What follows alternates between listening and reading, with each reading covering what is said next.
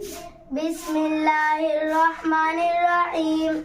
آج کا سبق تعلیم الارکان یا اسلامی اعمال قرات کے چند احکام کا بیان۔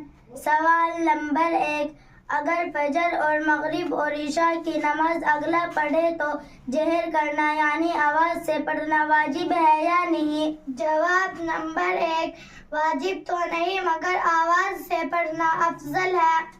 سوال نمبر 2، اگر یہ نماز قضا پڑھے تو کیا حکم ہے؟ جواب نمبر 2، قضا میں امام کو جہر سے ہی پڑھنا چاہیے اور منفرد کو اختیار ہے، چاہے آواز سے پڑھے چاہے آہستہ سے۔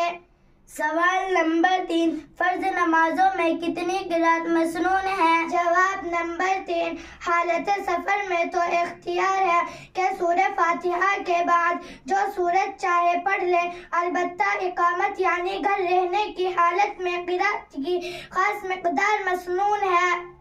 سوال نمبر 4، حالت اقامت کی قرات مسنون کیا ہے؟ جواب نمبر 4، حالت اقامت میں نماز فجر اور نماز ظہر میں طوال مفصل پڑھنا اور نماز عصر اور نماز عشاء میں اوساط مفصل پڑھنا اور نماز مغرب میں قصار مفصل پڑھنا مسنون ہے۔ سوال نمبر 5، طوال مفصل اور اوساط مفصل اور قصار مفصل کسے کہتے ہیں؟ جواب نمبر 5، قرآن مجید کے 26ویں پارے کی سورہ حجرات سے سورہ بروج تک کی سورتوں کو طوال مفصل کہتے ہیں اور سورہ طارق سے سورہ لم یکن تک کی سورتوں کو اوساط مفصل کہتے ہیں اور سورہ اذا زلزلت سے الناس یعنی آخر قرآن مجید تک کی سورتوں کو قصار مفصل کہتے ہیں۔ سوال نمبر 6، یہ قرات مسنون امام کے لیے ہے یا منفرد کے لیے؟ جواب نمبر 6، امام اور منفرد دونوں کے لیے یہ قرات مسنون ہے۔ سوال نمبر 8، کیا کسی نماز میں کوئی خاص صورت اس طرح بھی مقرر ہے کہ اس کے سوا دوسری صورت جائز نہ ہو؟ جواب نمبر 7، جائز ہے۔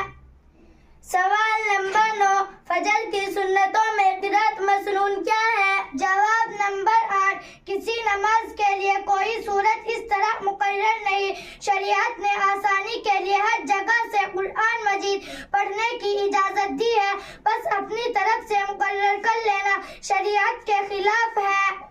سوال نمبر 10، نماز وتر کی مسنون قرات کیا ہے؟